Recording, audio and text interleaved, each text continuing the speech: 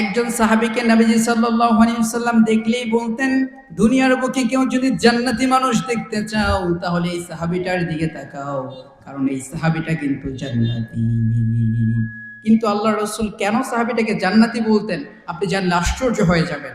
মুসনাদের বর্ণনা আস রাদিয়াল্লাহু তাআলা আনহু বলেন, আমি নবীজির কাছ থেকে এই কথাটা একবার শুনেছি, দুইবার শুনেছি, তিনের অধিকবার শুনেছি, যা আমাকে ভীষণ কৌতূহলী করে তুলল যে কেন আল্লাহর রাসূল তাকে দেখলেই জান্নাতি বলে। আজ বলেন আমি গোপনে গোপনে ওই সাহাবীটাকে পর্যবেক্ষণ করতে শুরু করলাম।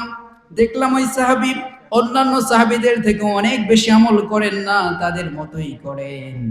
আস রাদিয়াল্লাহু তাআলা আনহুর মনে কৌতূহলটা আরো বেশি হয়ে গেল যে অন্যদের মতোই আমল করে, তো অন্যদেরকে তো আল্লাহর রাসূল জান্নাতি বলেন না, শুধু তাকেই কেন বলে? এই জন্য আস রাদিয়াল্লাহু তাআলা আনহু সরাসরি আনসার সাহাবীটাকে প্রশ্ন করলেন, আপনি তো অন্যান্য সাহাবীদের মতোই আমল করেন, তারপরও আল্লাহর রাসূল আপনাকে দেখলেই জান্নাতি বলে, অন্যান্য সাহাবীরাও তো আপনার মতো আমল করে, তাদেরকে তো আল্লাহর রাসূল জান্নাতি বলে না, আপনারই কেন বলে? আপনি কিভাবে সফলতা অর্জন করলেন? সাহাবীটা বললেন, তুমি কি কোরআনের এই আয়াতটি পড়োনি? আল্লাহ তাআলা বলেছেন, কদ আফলাহা মান যাক্কাহা।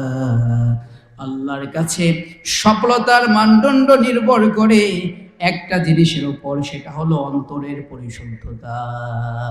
আমার হৃদয়ে হিংসা বিদ্বেষ অহংকার নাই, আমার নিয়ত পরিশুদ্ধ, আমি আল্লাহর সন্তুষ্টির জন্য ইবাদত করি, এজন্যই আল্লাহ রাসূল আমাকে জান্নাতি বলে।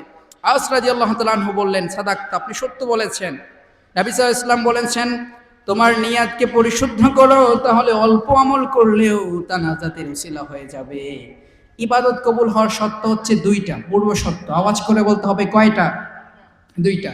এক নম্বর হচ্ছে নিয়াত পরিশুদ্ধ হতে হবে, দুই নম্বর ইখলাস, ইবাদতটা শুধুমাত্র আল্লাহর সন্তুষ্টির জন্য করতে হবে। এই দুইটা বৈশিষ্ট্য যদি কারো ইবাদতে না থাকে, সে যদি অনেক বেশি ইবাদত করে, আল্লাহ তাআলা তার ইবাদত কবুল করবে না।